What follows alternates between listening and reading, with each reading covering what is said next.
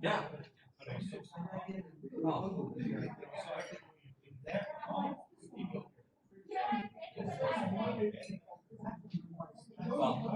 It was bad.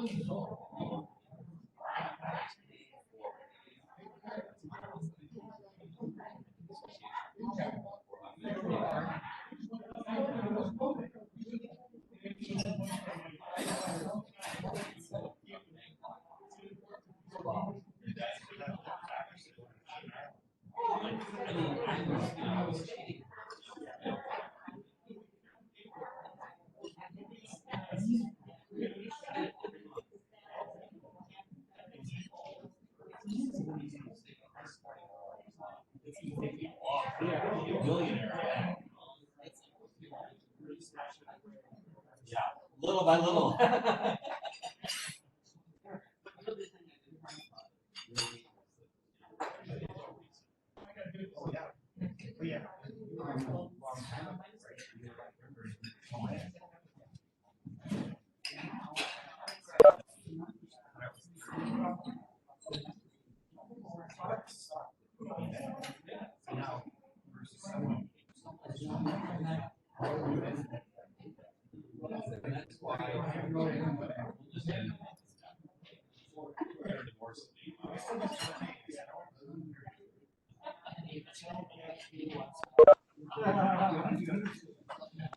Divorce.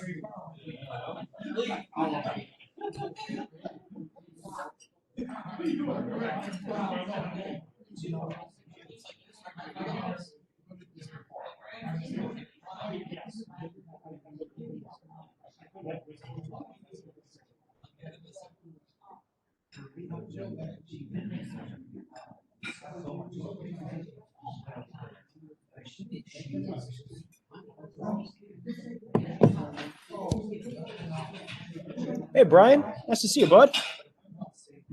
Hey, Bill. Hey, Christy. Hanging in there. Hey Wes, how's it going?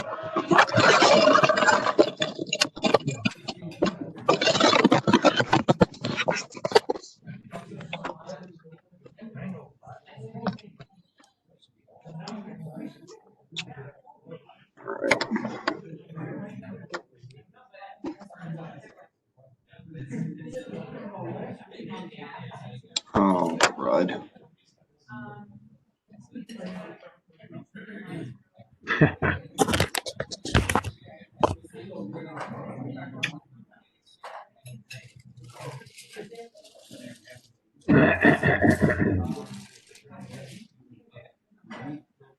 Hey, Bill. Nice to see you, bud.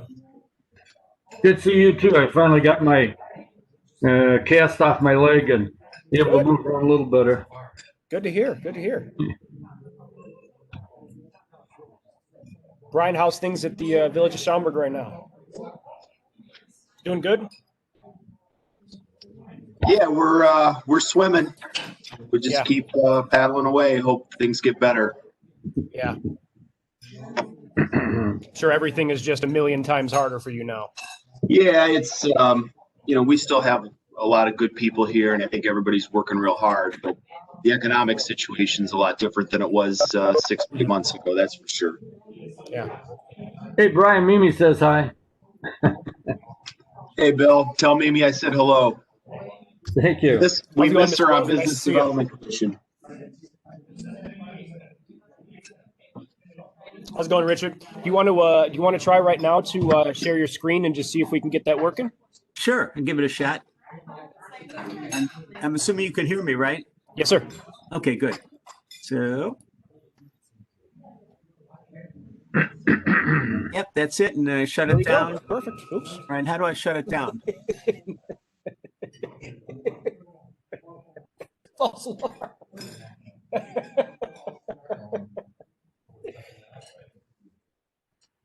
How do I stop it, Wes? Take your mouse, Richard, go to the top of the screen, hover your mouse to the top of the screen. A little thing will pop up. Go ahead and say stop sharing. All right, let's see. Oh, I'll put on sharing. Let's see what that says. Stop sharing. No. Sharing content. Oh, I see it. Okay, got it. Thank you. Perfect. You're a master. Well done. It's easy. Thanks, Richard.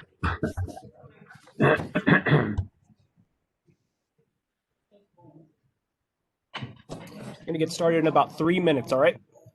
Great, thank you. Sounds like a plan. And Richard, I'll have you talk probably, we're looking at 1 o'clock right around then for you to start, just so you know. No problem. Thanks, Wes.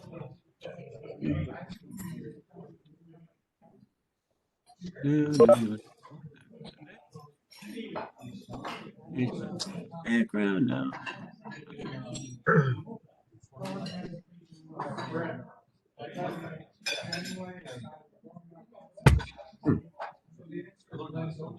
Oh.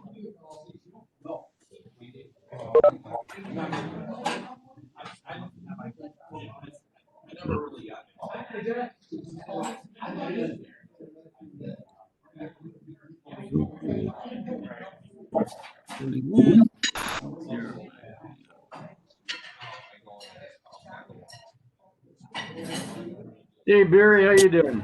Good. How are you doing? All right. How's Mimi doing? Good. Actually, she's very good. She's been nursing me along for a couple of weeks now. I just got a knee replacement. Ah. Yeah, so whoever says that's easy is full of shit. Barry, Hey, but Alan, did you have Baca in there?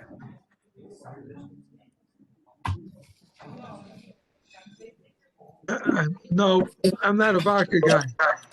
Oh. You drank that pretty fast. I'm a Scotch, and in the winter I drink Scotch and beer. In the summer I drink beer and Scotch. Oh, okay. So Brian, what are we having for lunch?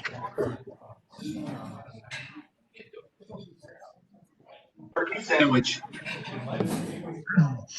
So nothing too exciting. It's good seeing you. I called you a couple of times and left messages just to see how you were, and I don't know if you didn't get the message or you're just dissing me. Yeah, I was dead. All right. Well, I'm glad you came back to life. Yeah, I've been resurrected. How's the legal business? Busy, Yeah. real busy. Are you back in court now? Or? But just remotely like this on Zoom, which has been good for me because I've had this horrific trial in Lake County, so it saves me traveling 2 hours every day. Bruce. So, Is that a divorce case? yes. Day. And we're on day 6. So Sounds pretty brutal. yeah. But the nice thing is it's a paying client, so which doesn't always happen. I Which meant doesn't for them. which doesn't always happen in divorce cases. So. Hey, Barry, I haven't seen you in a while either.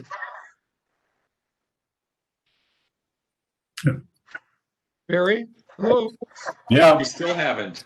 I haven't seen you in a while. Everything okay? Yep. 5 minutes of regular meeting. So, Bill, I'm sorry to hear about your knee surgery.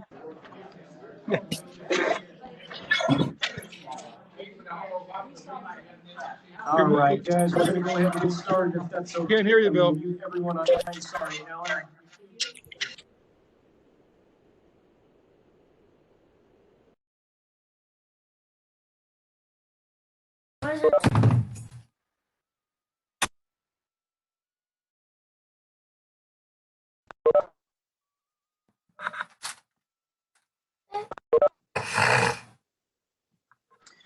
All right, so could we please start with the Pledge of Allegiance? Mike Turgeon, nice to see you. Would you mind leading us?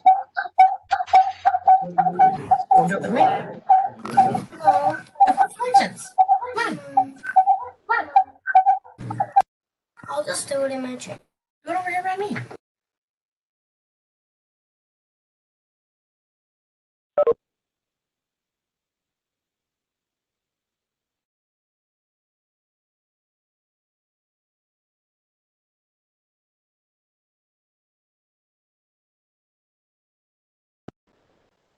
I'll have an open heart and an open mind. Sorry, guys, online, I heard a couple weird things going on. And Jack Lucas, would you mind please honoring us with an invocation? Jack's going to step up here.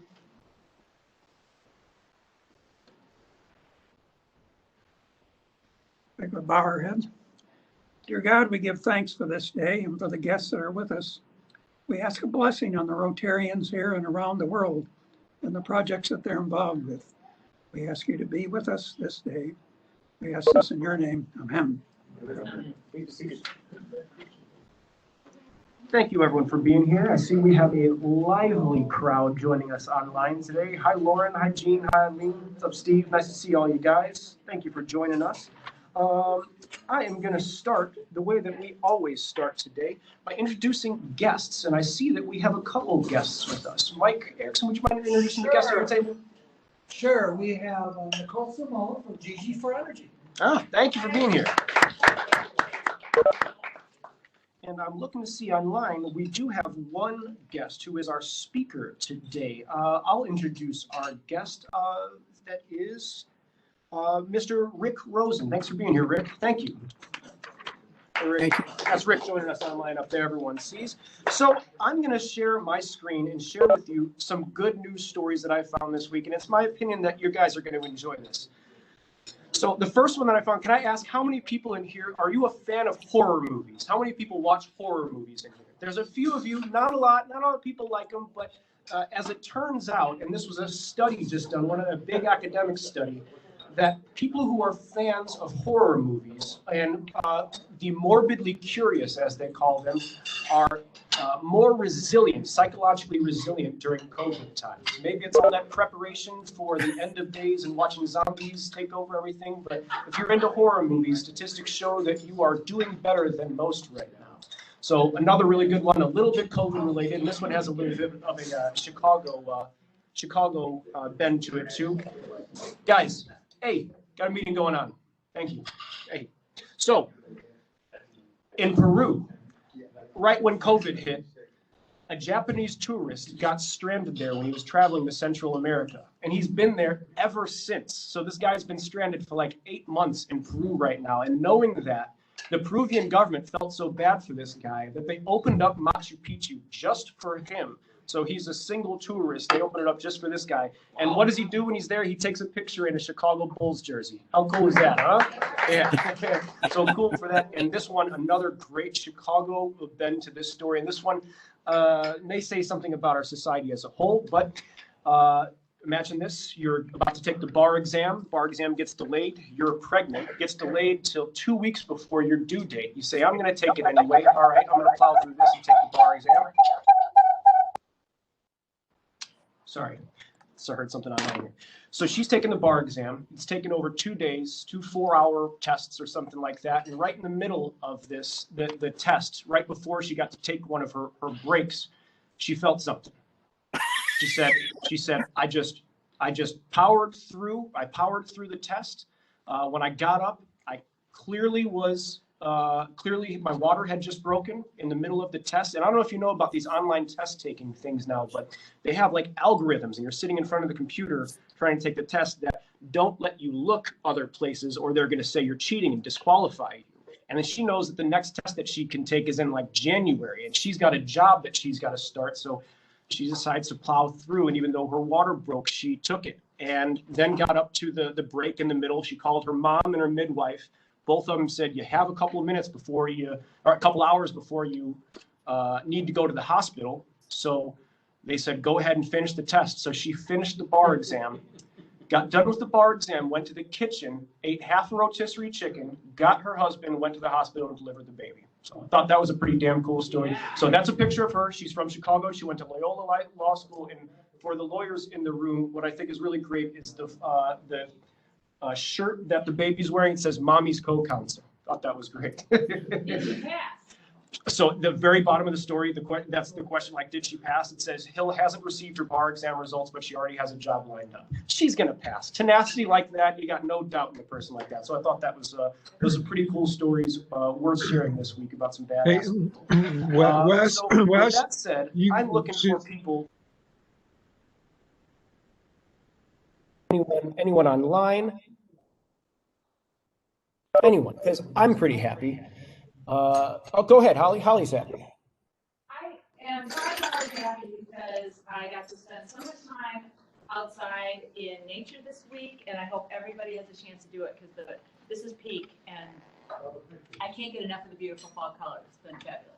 Yeah, I'm with you, Holly, and thank you for that. I'm also happy about the fall colors because this past week I got to go to Bedford, Pennsylvania with my parents, which is a place that I did an internship at a long time ago. Peak fall season, all the leaves are just turning, everything's beautiful everywhere you look.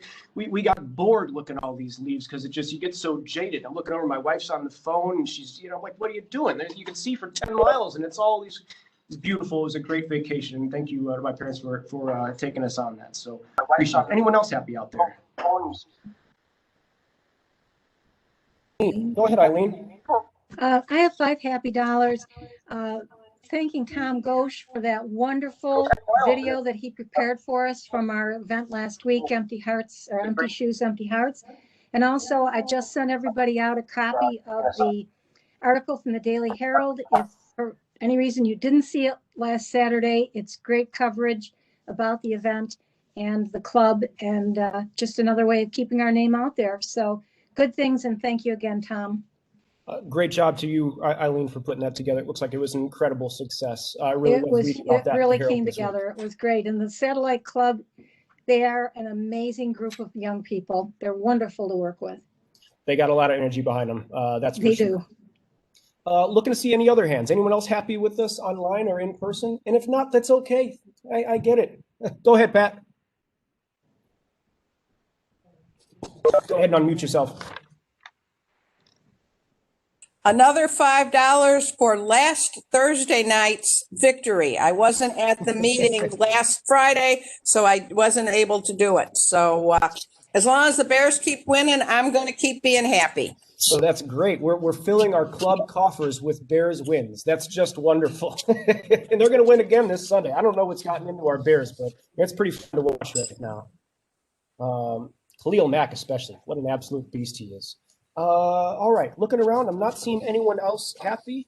So let's go into club business and announcements. And if you have any club business or any announcements, I'll ask you to step up right now here. And not seeing any, I got a couple things to talk about. I want to say thanks to Tom Ghosh for running the meeting last week. I watched it and participated. He did a fabulous job. This club will clearly be in very good hands next year. With Tom. He's a wonderful guy, and I think he did a fabulous job. And thanks you all for not impeaching me while I was gone. I think that's really important to note as well. Thank you to Holly and everyone who worked on the vacation drawing. We had no business making the amount of money that we did this year in the vacation drawing. Absolutely no business. Over $25,000. I budgeted $10,000 for it this year. Excuse me, $15,000. So we beat it by $10,000 by 66%. So congratulations to everyone in this club for doing something damn hard in the middle of a pandemic. Way to go, everyone. It doesn't make sense to me. It doesn't make sense how we really, and man, am I proud of this club. It's really fantastic. Last thing that I have to talk about, and man, are we making it through this quick today. So Rick and Alan, you guys may need to be ready sooner than later to talk. We had a board meeting today. We talked about a couple of different things. We accepted 2 resignations, Anita Forte Scott and Jerry Weissman. Both resigned. We accepted their resignations, pending balance being clear, of course. So we're sad to see them go, certainly. Another thing that we talked about at the board meeting, as I pledged to talk about it at every board meeting, was how we are doing with COVID statistics. You guys remember in the beginning of this year, I set 3 thresholds for us to say we're going to meet again so long as we're below these thresholds. And if we exceed these thresholds, we need to reconsider what we're doing. Those 3 thresholds were us hitting 2,000 cases per day, average cases per day in the state of Illinois, us hitting 8% test positivity in Cook County, and us being able to maintain our ability to test over 20,000 people per day. So what's happened with that so far? I'm going to share my screen so the people at home can see what I'm talking about. Just give me one moment here.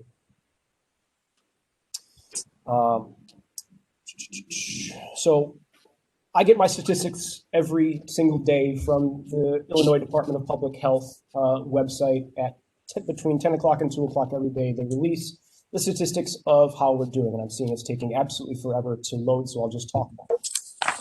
The state of Illinois is going the absolute wrong direction right now. If you look at our total hospitalizations, which is really what doesn't care about how many tests you do, the hospitalization rate is really a function of who has it in your local area. We have stayed consistent since the beginning of July at about 1,500 people in the hospital at any given point in time for COVID. That's really what I've used as being, it's because it doesn't care about the amount of testing that you do, it doesn't care about test positivity, as being the indicator of really when things are accelerating. And it has just happened this week that we have gone up to about 2,000 people currently hospitalized in Illinois, an increase of about 30% in just the last 7 days, which is significantly troubling to me. So the question was, let's go look at the other statistics that we set for our club, the metrics, and see how we're doing with them. We are headed dangerously towards if we go to cases per day right now, the last 2 days, Illinois has been above 4,000 cases per day. The average has been still below 2,000, but the 7-day moving average is now about to well exceed that. And it will exceed that, my guess is, between now and next Friday, as well as the positivity rate for Cook County. Right now, it's at about 5.7%, but it's gone up every day for the last 7 days. So we have some things to be concerned about. This board had a conversation today about exactly those things and how they jive with us continuing to meet here again. Now, when we set thresholds as a club and we see that the thresholds are about to be exceeded, I don't know what else we can do as a club, but do the responsible thing and heed those recommendations in the beginning and go back to doing things virtually until such time as the conditions allow us to continue our meetings. The board today voted in favor of that. It does not appear, we are not there yet. We have not hit 8% test positivity, and we have not hit a 7-day moving average of 2,000 cases per day. But it looks like we're going to, and it looks like we're going to between now and our next week's meeting. So I want you to just be prepared for that. As the call has not been made yet, although the board has voted on it. I do anticipate us passing those thresholds, and that at least for the next week, our meeting will be online, and subsequent weeks until we can get this thing back under control again. And what that means back under control is getting our numbers to a place where we can all feel safe doing this, like we have been for the last 13 weeks. And knock on wood, it's been a fantastic run. But in the past couple of weeks, I've gotten calls from a number of Rotarians saying, well, Wes, we've had a good run. This thing keeps getting closer and closer to me. And maybe some of you have felt the same, that the circle of people around you who are getting it maybe is encroaching a little bit closer than it has been. Question is, what do we do if we did get a positive test after somebody attended a meeting here? Well, we wouldn't be the first club in District 6440 that would happen to, but I don't think it would be the end of the world for our club. We would stop meeting for 14 days if somebody did, and we would be able to meet again. That would be the plan. Right now, the plan is not looking that direction, but I at least wanted to make everyone aware of where we're headed. I know it is really not a fun thing to have to say we're going back to doing this when we've done such a good job already. This club needs to meet in person, and I get that. I want it as bad as everyone else does, but we can't do it in an irresponsible way. And to the extent that I have any charge over that responsibility, I'm going to take the responsible route and make sure that we're not getting people sick at our meetings. So you'll hear from me on Wednesday of this coming week what we're going to end up doing, but you can watch the numbers with me, and they'll be what makes the decision, not I, about this. So Illinois Department of Public Health. Does anyone around have any questions about that? I see Holly does and Brian does. And for the people online, I'll repeat what their questions were.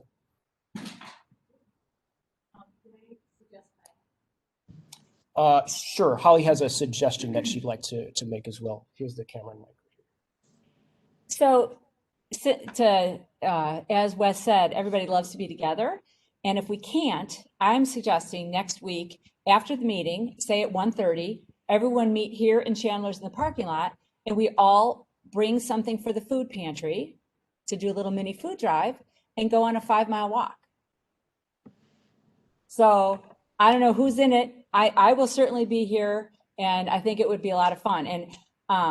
And get some stuff for the food pantry at the same time. And I'll drive by. They usually have like a thing outside. Ooh, we need peanut butter or pasta or something like that. So I'll be happy to pass that along. But I will. I'll send an email out this week. Well, as soon as when you call it, then I will follow up with an email to everybody telling them where we're going to meet, what kind of canned goods they need at the pantry, and we'll do a big 5-mile hike. It'd be good. Good, healthy, enjoy the fall. Thank you, Hon. I appreciate that. I think that's a great idea. It's a non-Rotary event, but a way to get people out and be together still when we can. Alan Gabe has a question. No, I don't have Brian, if that's all right, bro. I don't have a question. I have a comment. So the membership knows at the board meeting today, this was a very serious discussion had, and it isn't all on Wes. This was a motion that was presented to the board. Discussion was had, and the motion was passed unanimously to have the meetings done remotely until the numbers start coming down. So this isn't all on Wes. Just want everybody to know that the board has seriously considered this and felt it's the best, what's beneficial to all concerned. Thank you. Thank you, Hon. I think that's got to be the key words to underscore. It's what's beneficial to all concerned. Brian Berg.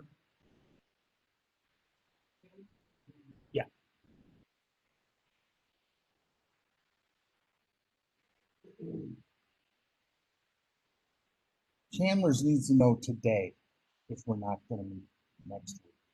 So you can't make the call Wednesday.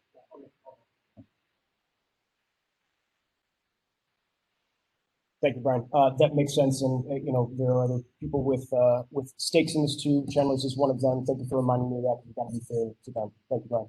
Appreciate it. Anyone online have any comments, concerns? I see Eileen. Go ahead, Eileen.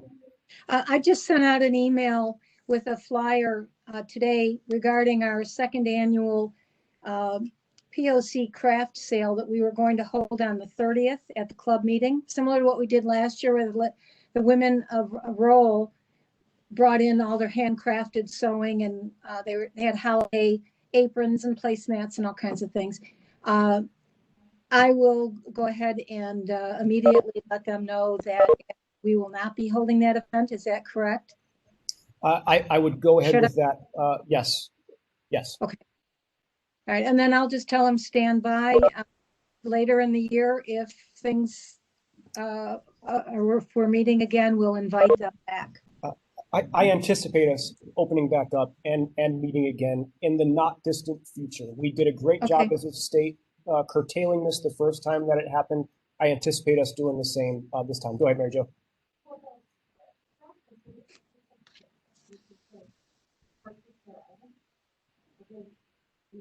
Mary Jo is asking if we could still purchase their items via some online portal. That's got to be on them. We had explored that. Tom and Sarah talked about it. We were thinking of trying to set it up like the silent auction and such, but they said that it would take too much to do it. So I don't know, maybe we could just get some. They should be on Etsy at the very least. If you guys know what Etsy is, that sounds like Etsy's a website like made for people who make personal wares to sell them to people. So if they're not Well, on maybe Etsy, they we need to can be. put our heads together and still do something virtually. But we had decided that we probably would not be able to do that for the 30th. So Wes, if you know something else, and maybe we can get pictures of the products. And I mean, they were wonderful things. And those ladies and the PLC need the money now more than ever. And it was meant as a mini fundraiser for them. And it was very successful. So we'll explore. There will be many Mary Jo. unfortunate things that are going to be canceled or moved because of this. Yeah. And it's Yeah, the we'll nature of it. explore doing it virtually or postponing it until maybe later in November or something like that. Yep. And Ellen, if you look at the brochure, at the artwork, you'll be very pleased to see the menorah in the artwork. I saw Vince had a question as well.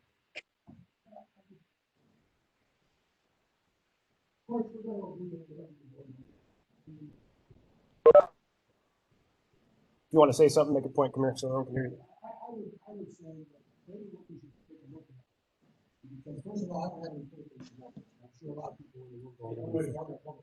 Yeah, no, I don't have any faith in those numbers. I mean, because if somebody gets killed in a car accident, no, but even the number, I don't want to argue this, but even the number of cases.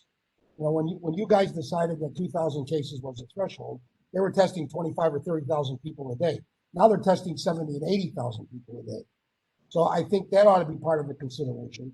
And I think we got to look and see what's happening in the northwest suburbs, not so much what's happening in Cook County, because in the northwest suburbs, the situation is not dire, and that's where we are. So whatever the board decides is what we'll do. But I just think you need to take a harder look at what your threshold is, and before we decide that we're going to cancel permanent. Yeah, let me answer both of those. So the numbers of tests, the numbers of positive tests are not necessarily what I'm looking at for this as an initial indicator.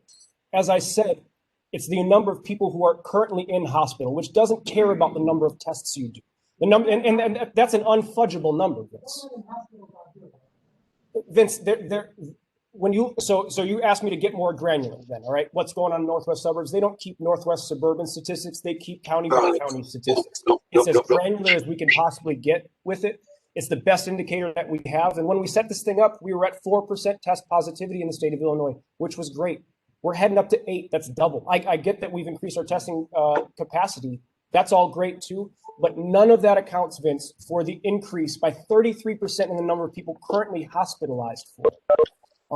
I don't want to shut this club down. I am on your side about this. Absolutely. But the numbers to me indicate that it's the responsible thing to do now. And I absolutely reject that there is any fudging in the Illinois state COVID numbers. There is, and maybe you want to proffer that, then tell me somewhere better to get the numbers from to run the club based on. This is the best information we got, and that's what I'm going to use. Glenn, go ahead. Yeah, I have the advantage or disadvantage of sitting on my chair drinking while I listen to a conference call that my wife's on every evening. And they are concerned about the northwest suburbs. Very concerned. It's one of those things that you're right. They can't split it out just northwest suburbs. It's all of Cook County. But they're extremely concerned about the suburbs, trust me. And the numbers are going up. Go ahead. Glenn, a lot of people might not know what your wife does and why you would know that information. What's your wife's capacity at the hospital? She's a drug runner. No, she works she runs a hospital. So right across the street from Alexian Brothers. She runs the rehab hospital. And yeah, her and my daughter, they talk a different language because my daughter's an ICU nurse at Alexian Brothers. And they both say the same thing. And I don't, and thank you for that. And that's not my threshold either. It's the numbers that I set beginning of this year based on where we were. We've doubled that. We're in a twice as bad position as we were in those times. And you just can't ignore those things. I take this decision very seriously. It is There's no decision I take more seriously in this role than this one. I am happy to talk to anyone and everyone who has a dissenting opinion about this because it is valid to me. I don't want to be doing this, but it's the right damn thing to do. Jim, you had one more thing to say, and then we're going to move on from this. I just had one point, not to counter you, Vince, but I know 5 people, all live in the Northwood suburbs, one died. So, I mean, and they're all close to me. So I'm just taking what I know and all of the things that I see. When it first hit, I didn't know anybody, and then all of a sudden, boom, boom, boom. Just recently, it was boom, boom, boom. A lot of people got it. One person died. So she had an underlying thing. She was older, and she had some underlying problems. But it's getting closer, guys. I'm telling you, it's getting closer. So these are the statistics. This is the COVID tracking project at the Atlantic, who gets all of their data right from the Illinois Department of Public Health. For the last, this is August 1st, but going back all the way into July, this number had been exactly the same. This is current hospitalizations, okay? Doesn't care about how many tests you do. This is how many people have COVID, okay? This is just this past week, this incredible precipitous, wrong word, precipitous, but you see what I'm talking about, incredible slope up. We can't ignore that. We go ahead, Vince. I'm not suggesting we ignore the problem. Believe me, I'm not. I mean, I was concerned. I'm 76 years old, so I was concerned about it. But I'm just saying that maybe we should rethink hard look at the discretion. Because, you say the cases are going up.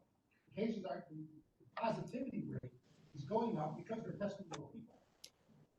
That doesn't make sense. The positivity rate has nothing to do with the number of tests. The more you test, the lower your positivity rate should be, Vince. That doesn't make any sense. Okay, I'm sorry, not positive. The number of people that have it. That's why that's just one of 3 thresholds that I'm using, Vince. That's why the test positivity being over 8%, the average number per day being over 2,000. I mean, it's a combination of all these things.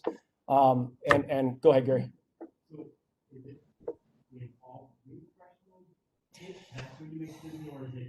When any one of the thresholds has been hit, I said that we're going to go talk to the board about it.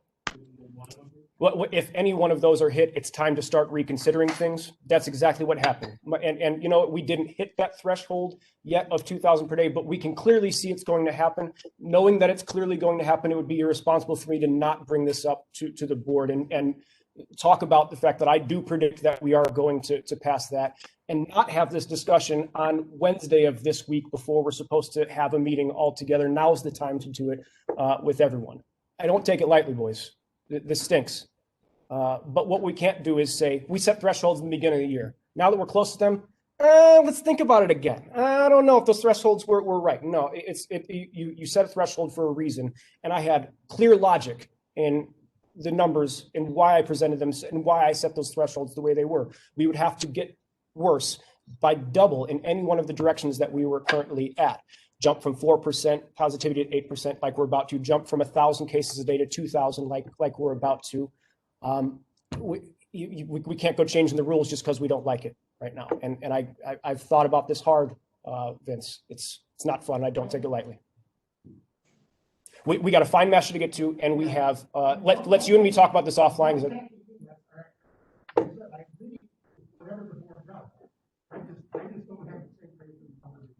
Yeah, I got it. Give me better numbers to have faith in then, and I'll feel differently. But this is the best we got. Let's move on to, unless anyone online has anything else, let's move on to Fine Master. And Mr. Alan Gabe, can you please lift our spirits today? Well, I can do so. I would think I should probably, I didn't hear that. Roger said worst segue ever, and I don't disagree. Yeah, well, the segue should be, Vince should probably pay everybody's fines today, but I won't do that.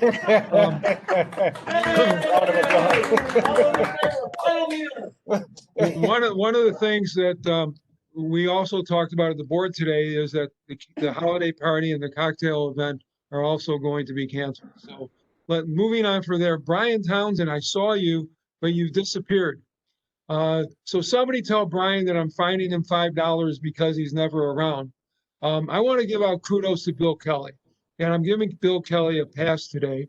Bill has put together a program of poll watching and poll judges about going up to Wisconsin and Illinois to make sure that the election is done fairly and honestly. And I want to thank Bill personally for his efforts in doing this. And I just hope that he can present some of this to our club, so maybe some club members can go forward. So Thank you, that Bill. being said, if you are not wearing your pin today, that's going to be a $2. If I don't tell you how much the fine is, it's going to be $2. If you did not respond to this week's question, that's going to be $3. It was a good question, and thank Eileen for it. And I'm looking for my wife and I are looking for more movies to watch, and you people aren't helping us, so that's $3 if you didn't respond. I'm not requiring Rotary attire today because, as you can see, I am not in Rotary attire, although I am wearing my Rotary pin. I had court this morning, and the judges don't like it when I come in a golf shirt. So that's going to be okay. If you were late to the meeting, that'll be $2. If you were leaving the meeting early, we have a scooter button, and that'll be $3 because most people don't pay. Steve Lamp, it's almost good to see you, but I can't see you through all the smoke from your cigar. So why don't you contribute a couple bucks for that? Pat, I hate to do this to you, but I've been watching football for a couple years or so. And the Bears are the luckiest 4-1 team I have ever seen. Come on. They should have lost to Detroit, probably one of the worst football teams ever put together, when the receiver dropped the winning touchdown right in his hands in the end zone. Then they win Sunday because that idiot quarterback or the team they played couldn't count up to 4. I'm not going to say it's because he's a Michigan grad, but so if you are a Bears fan and they won 4 games, everybody who's a Bears fan pay $4 because you are very lucky. Well, I'll make it $2 because 2 of the wins were lucky ones. So I'll be nice today, and it'll be $2 because of those 2 lucky wins. Stinks. Wes, you know, I love you, Wes, but you know, you said a bad word at the board meeting today twice. I won't repeat what it was. To give a hint, if anybody saw the Emmys, the comedy that won all the awards, the name of the comedy was something Creek. Well, that was very similar to the word that Wes kept saying at the board meeting. So you said it twice, so that'll be $2. I was so passionate. Yes. If you're wearing a company logo, or if you have a company logo in the background of your Zoom like Lauren Trimble does, that's advertising, Lauren. That's $5. I want to, I'm really, really upset. I read this month's Rotarian magazine, and we were not in it. How could that happen? I thought we were supposed to be in every article, but that's not going to be fine. I got some interesting responses to the question this week. Jack Lucas's was the most interesting one. It was very simple. He doesn't remember his last movie that he saw that he could recommend. So if I name you through the movie questions, that'll be $2 fine. Ed, I was very disappointed in your answer. I mean, it was a normal short answer. I mean, I was almost going to call you to see if you were feeling okay. But so then some of the people, I just lost my video. I touched something wrong. Hold on one second. We can still see you loud and clear. Okay, good. Oh, there you go. Jim Fabrini was the first one who responded. And the question was twofold. What was the last good movie you saw that you could and what can you recommend? And Jim Fabrini, in his own inimitable style, said, the last good movie I saw was Adrift. It is a movie about sailing, and I would not recommend it. Oh, Jim, thank you very much. He then said he rewatched Wayne's World, and he would highly recommend that. So, Jim, give us a couple of bucks. Heather liked the new version of Little Women. Brian Berg was not the first one to respond this week, which is very surprising. His was Secondhand Lions. I wish some of you people would have given a little more so I didn't have to go on the internet to see what these movies were. Mary Sproul, I liked her answer. It was El Camino with Clint Eastwood. And the reason was why Clint Eastwood reminds her of her father. She says she's not a crier, but that one made her tear up. Speaking of crying, Gary Anderson said that he cried he laughed so hard while watching his movie, and I'll find it in a second, that he cried. And for some reason I can't find it, but Gary, you can pay $2 anyways. George Panopoulos is not here, so I'm not going to find him. So if you did not respond, as I said, pay $2. Oh, here it is. Gary Anderson said, "Impractical Jokers, the movie, because I laughed so hard I cried multiple times." So Gary and whomever is doing the buzz, please include in those people who aren't here so they know they can pay their fine. Nanette is furiously scribbling away. She's got you. And Eileen said, hands down, the best movie I've seen in the last 6 months is The Peanut Butter Falcon, whatever that may be. So Vince, which does not surprise me, Vince's, after listening to him today, his recommendation is Darkest Hour. It is a great movie. It was about Winston Churchill making decisions during World War II. We will fight in the streets. Oh, George Panopoulos is at the meeting. So George, I'm sorry I didn't see you. His last good movie was The Secret Life of Walter Mitty. That's an old but goodie. Thank you. So I really didn't have a lot today. Rachel, it was nice to see that you came back. So Rachel's response is great. So outside of animated movies, I see on a regular basis, I watch The Greatest Showman with my kids, and now we are all obsessed. We have watched it at least twice a week, and we play the soundtrack in the car. So if anybody wants to know a great family movie, just talk to Rachel, and she would tell you about it. So if anybody has not been fined today, tough luck. You're all going to pay $2. I'm going to have to apologize because I have to leave early because, as you see how I'm dressed today, I have another matter to which I have to attend, but I thought it was important and relative to be at the meeting today. And if Vince, if you want to talk to me about the issue about having the remote meetings, I'll be more than happy to discuss them with you. Sunday, my bride and I took a ride out to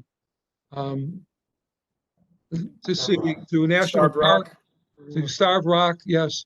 And we drove through a town called Utica, and there was a festival going on in Utica, and we were appalled that virtually nobody was wearing masks. And they were not 6 feet apart. There were a lot of people. It was packed. And that is why one of the reasons the numbers are going up. And as Glenn Garlick's wife and daughter can tell you, it's not going to stop. And if you don't, there's a great commercial on TV. If you don't wear a seatbelt, it doesn't help you. If you don't wear a life vest, it doesn't help you. Same thing with the masks. So everybody, please, we all love each other. This is our club, our family. Wear your mask. Thank you, Alan. Thanks for raising money for our club today. Bye. We appreciate it. Good luck. Take it easy on our magistrate, all right? Bye. Appreciate it. Thank you, Alan. We appreciate you. Richard, it is time to speak, and I'm hoping that you are ready to join us. Are you, Richard? Yes, I am. Thank you. Ladies and gentlemen, our speaker today here to talk to us about early childhood literacy, Mr. Richard Rosen. Thank you for being here, Richard. Thank you. And thank you. It's my pleasure to be able to speak to the Schaumburg Hoffman Estates Rotary. Just a little bit of my background is that I retired probably about almost 14 years, I think maybe 14 years ago, in an area that was totally unrelated to education or literacy. But I did get involved because as I started my retirement, I got elected to a very large school board out here in Wheeling. By the way, I'm a Wheeling Rotarian, just so you know, and I'm also now your literacy chair for this for our district. But I became interested because I was on District 21 school board. It's a huge school board, it's about 7,000 students in there. In doing so, I also, along the way, have served on 3 educational advisory board, one with Bob Dole, who was a senator, was a U.S. representative at the time, one with State Representative Carol Senti, and one at the University of Arizona, my alma mater. So today is, as was just stated, I'm going to be talking about early childhood can save a child from a life of poverty and crime. Trying to create some awareness within each club that I do present to, and I've tried so far presented to a little bit over 30 clubs, to focus you just a little bit on a problem locally, even though literacy and education, as you may well know, is one of our 7 focal points regarding being Rotarians on an international basis. It's such a wide area. I had to focus down on something that I thought might be useful, in that where we as a club can do something in our own community that we could see or actually work on to make it better for the people, especially in certain communities that really need it, such as Waukegan, or from where I'm at, Wheeling, or North Chicago, Round Lake. Perhaps in your area too, you may have little pockets of areas where people with low income might be really affected by some good work that we can do. So I'm going to go and see if I can share my presentation. I'll get through it pretty quickly because I know time is a limit. So let's see if it gets up on there. How's that? Everybody see it? Perfect. Good. All right. So this is the presentation. Early childhood literacy can save, I like to say will save, not can, but will save a child from a life of poverty and crime. So real quickly, let's get a definition for early childhood literacy. 1, it's a learning process starting at birth up till the child enters school. So we're looking up to maybe the age of 6 at the most. 2, early childhood is what a child knows about reading and writing before they actually learn to read and write. It's great if a child enters kindergarten or first grade knowing how to do these things, but it is the school's job at this early age to teach them the reading and the writing. And 3, early childhood literacy lays a foundation so that preschoolers have the necessary skills when he or she is ready to developmentally read or write. The components of early childhood literacy, very briefly, is print awareness, print motivation, narrative skills, vocabulary, and letter acknowledgement, that is being knowing your ABCs. So I'm just also wanted to briefly talk a little bit about what goes on in a child's brain between the years of 0 to 5, which is a rapid and critical period of development. From day 1, the infant brain starts developing connections very quickly, connections that will build the foundation of all learning that they will do and need later in life. 2, the developing brain triples in the first year alone and is 90% formed by the time the child enters kindergarten. And 3, and most important, during these formative 5 years, an infant's brain is like a sponge in its capability and willingness to learn. Under this point, I always like to make the point that if you take a child at 3 years old and the parent or whoever's watching the child speaks to them in a second language, let's say French, I guarantee you by the end of the 3rd year, that child will be able to speak fluent French, be able to conversationally talk to somebody in French, in that language. You drop me at my age in Paris today and ask me to learn French within 1 year, I guarantee you I cannot do it. I may not be able to do it in 3 or 4 years. So the point here is that you got to realize that the brain is going to be very receptive to whatever is thrown its way. So we hope that some of the time of the day is something that is thrown its way that is productive for it in a matter of early childhood literacy. Okay, so this gets me to my first concept. I'm going to have 3 concepts. And these are the 3 concepts. If you forget everything else that I have to say today, which is fine, that you try to remember these 3 concepts. The first one is parents who talk to, read to, sing to, and play with preschoolers will directly impact that child's vocabulary growth, ability to read, and in gaining confidence, most important, in gaining confidence as they enter their schooling year. But just to make that point, I have low quotation. Children are made into readers on the laps of their parents.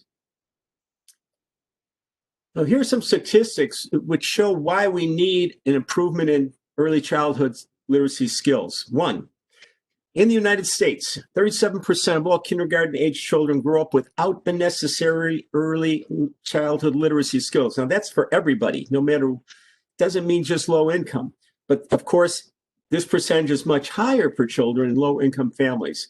2, half of the children from low-income families start first grade 2 years behind their peers. And when a child starts school behind in literacy skills, they rarely catch up. That point I'm going to be making in another slide. 3, 61% of low-income families have no age-appropriate children's books in their home. So how in the world can we get parents to understand how important early childhood literacy is for their children if they don't even have any books in their home?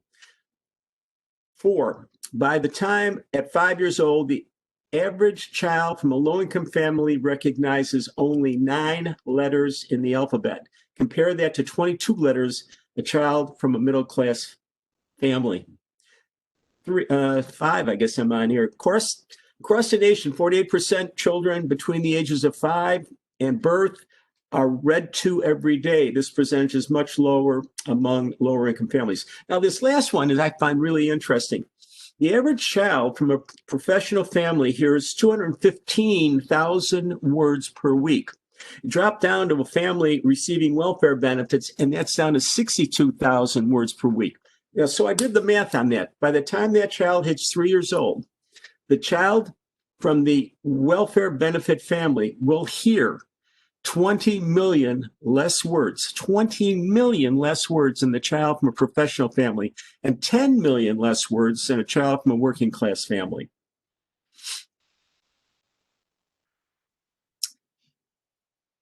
So what problems are created because of not having good literacy skills as people grow up? 14% of the adult population cannot read. Of 12th graders, 60% score below proficiency levels and 27 below basic levels of reading. Research indicates, and this is when I get back to the idea that you fall behind if you're 2 years falling behind when you enter kindergarten. So research shows that children struggling with reading in first grade are 88% likely to be struggling while in fourth grade. And those who are struggling to read at fourth grade levels are 4 times more likely to drop out of school. I'm going to repeat that one. Those struggling to read at fourth grade levels are 4 times more likely to drop out of high school. Each dropout of the course of his or her life will cost us as a nation $250,000. Another important point, and this is something that I noticed on a number of different websites. 2/3 of students who cannot read proficiently by the end of their fourth grade will end up in jail or on welfare. Wow. See, that one kind of blew me away. And it's backed up by 78% of juvenile crimes are committed by high school dropouts. 85%, or nearly 85% of juveniles in juvenile court, and 70% for those in jail of all ages cannot read at fourth grade levels. But the good news is, no matter what your income level, those who can read at the fourth grade level upon entering fifth grade, over, and I mean well over 90% will graduate high school and stay out of trouble with the law. So let's see where I'm at here. So we're going to be now getting to the second and third concept. The first one, of course, being how important it is for a parent to read to, play with, talk to their child. Concept 2 is there is a clear cause to effect relationship between literacy versus poverty and criminal activity. And the concept 3 is those entering kindergarten with proficient literacy skills have a greater chance in later years of becoming productive, law-abiding citizens than those without those skills. And the quote, literacy is a bridge from misery to hope. Now that's true anywhere in the world, but again, I'm concentrating on what's going on here in our own community. So these are a few of the goals that I'd like to just present to you as a club, as well as the other clubs that I talk to. Getting appropriate books into the homes of low-income families and getting them accessed by other means be it through getting them to go to libraries, or if they have computers at home, hooking them up to some sort of educational things. It's very important. That's something we have to concentrate on. But even more important, I think, is once we get the books into the homes, or they have the computers into the homes, or they go to the library, we got to find ways to educate those parents, especially of lower income, who do not understand the importance of early childhood literacy, to understand the needs for them to be their child's teacher during these most formative years. So I just put that up for another second, and I'm going to give you some ideas that I'd like to throw out for you to think about. Now, I'm not going to go through all these because I don't think I really have the time, and I don't really want to overdo it, but a few of these I'm going to give you a chance to kind of look at. And later, if you have any questions about them, I'll be more than glad to answer. But the ones that I've been having the most successful with is our club in Wheeling. What we do is, especially since we're a lunch club, we go into the schools and we do our lunch there. And then we break up into groups and we go into kindergarten classes and read to the kids. And it really is a wonderful experience. The teacher loves it because it makes it easier for her to control those youngsters, and also maybe get them to, if we read to them, then they're much more attentive as a smaller group than they are as a bigger group. Two is something that I personally do, which I go to food pantries and I give out books to those that are in need. And that's pretty easy for me because it's usually a drop-off thing. And if I see a baby seat in the back of the car, I know that I have a customer right there. And three, and what's really been interesting is Bernie's Book Bank, which is something you probably are familiar with. And in this case, what's happened has been amazing to me. In speaking to some of these clubs, about 3 or 4 of them have members in there that have hooked me up to various charities, such as the Salvation Army. In another case, we have Maryville Academy out here. And in doing so, by being kind of the go-between between what I learned and for the people that I presented to at these various clubs, such as the one in Elgin, we had one. We have one over at Rivers, which is at Mount Prospect. Anyhow, what happens there is we've been able to have Bernie's Books supply these charities, thanks to the good work of some of our Rotarians, over 24,000 books, and that is since March. We have been able to get 24,000 Bernie's Books that never would have been there had it not been for these Rotarians, by hooking us up to these various charities such as the Salvation Army. So I'm going to move on now and show you what I do, which is on every book that I hand out, and which is also being handed out, by the way, at many of these charities now, because I've also supplied them with labels if they wanted to put them on some of these books. But to put the message in for the parents to understand that when they pick up the book, that they too have a responsibility. And I've done this both in English and in Spanish. And it's basically, as you can see, there's a number of points there for them to think about. And these are the type of things that you would think would be very important. One is for them to start early, that start from day one in talking and reading and playing with your child. 2 is, of course, to make sure that they are their teacher, because they are their best teacher at this stage, to read to them daily, to talk and listen to your child, make sure that they visit the local libraries as they get older.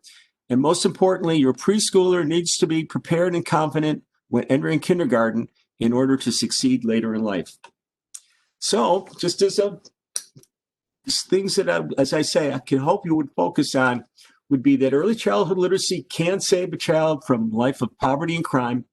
Parents who talk to, read to, sing to, and play with their preschoolers will directly impact their child's vocabulary growth, ability to read, and in gaining confidence as they enter their schooling year. There's a clear cause-to-effect relationship between literacy versus poverty and criminal activity. And finally, those entering kindergarten with proficient literacy skills have a much greater chance in later life of becoming productive, law-abiding citizens than those without those skills. And with that, I would love to hear any comments you might have or questions regarding today's topic. And I'm also curious to know if there's any things that you do in this area for your community or other communities. Granted, I understand we have so many things that we can do, and it wouldn't bother me one way or another if you do a lot or you don't do anything. But I'm hoping that whatever you do or don't do, that maybe I can get you to focus a little bit more on what I think is a very most important need for our community. And thank you.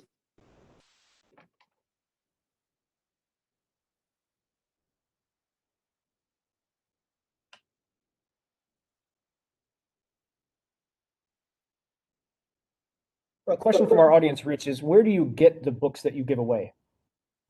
I got the books from two different sources. Number one, before I was able to establish a really nice relationship with Bernie's Books, I used to go to libraries, and when they had their book sales on the last day, and you could load up a bag of books for $5, I would load up as many bags as I could, and I was able to kind of get about 300 books or so through that way. And then I was able also, thanks to Bernie's Books, to give me another 400 books. So Bernie's Books, library, that's how I did it. That's great. Another one of our participants asked if in the chat if we can get a copy of this your presentation. Absolutely. That to me is I love doing it. It's just a matter of who I should be sending that to. Should it be you, Wesley? Go ahead and email it to me, and I'll get it to who asked for it. Great. Yeah. Thank you. Thank you for asking. If there are any questions, we got a question from someone in the audience here. Go ahead, Mary Jo. I'll relay it. I'm not sure if you guys are aware that I work closely with the literacy program in Mexico. That books in Mexico are a child's book is the equivalent of one person's salary per week. So it's very difficult to get books to them. But I do go to likes to get books. Scholastic Warehouse. Scholastic Warehouse is a good place to get one in books. Roselle, and they also have build a box for $20 to get a box of books. And they also have digital language there, which are translated. And when they do have the warehouse sale, which they'll want to. I should have asked you to say it up here because everyone at home's like, "What is she saying right now?" Sorry about that, guys. Go ahead. So they'll have one in May and one in December, and that case, all their books are at least half off of that. Usually paperbacks. Thank you, Mary Jo. Anyone online have any questions for Mr. Rosen? No, I didn't quite catch all that, but I heard something about Scholastic Warehouse. Is that another site that? My apologies to everyone. I should have asked her to come up. So go ahead, Mary Jo. Come here, say it real quick. As I said, some of you may know in Mexico, in order to get a book to a child, the price of a book is equivalent to one man's salary for a week in Mexico. So it's really hard to get books there. And I do find a lot of books at Scholastic Warehouse. There's several Scholastic Warehouses through the country. There is one in Roselle, and when they have their warehouse sales, which is usually they'll have one in December or November and one in May, and you can usually get a box of books for $20. And they do have the dual language books, which have Spanish and English for those children who speak two languages. And that is our biggest hurdle, which I'm sure he'll agree with. Children who come from a Spanish-speaking family are not getting their literacy at a very young age. Yeah. Okay. Yeah. Thank you. That's an important source. I know that if your club does do work in Mexico, like Buffalo Grove does work in Guatemala and stuff like that. And I know that when they go down there, of course, they're doing more than just educational stuff, but they're also doing construction, as water stuff, all kinds of things. But we try to get books down there for them. But if you're doing something outside of the country or some other part of this country, no problem. I'd love to get involved with that. And two, also, if your club does have a literacy program or a committee or something like that, I'd love to get involved in that if I could be of help. So it's really, to me, it's a very important area. That's all. Thank you. Appreciate it. Rick Rosen, everyone. Thank you. And that's it. Okay, I can ask if you would all please rise. Chris Hinojosa, thank you for being here with us today. Would you mind leading us in the 4-way test of things we think, say, and do? I will have the courage to focus. Friendships will be beneficial to all concerned. That's fine. Thank you all for being here this week. Let your heart actions this week show that Rotary opens opportunities. Thank you, everyone. Thanks for being here, guys. Thank you, Rick.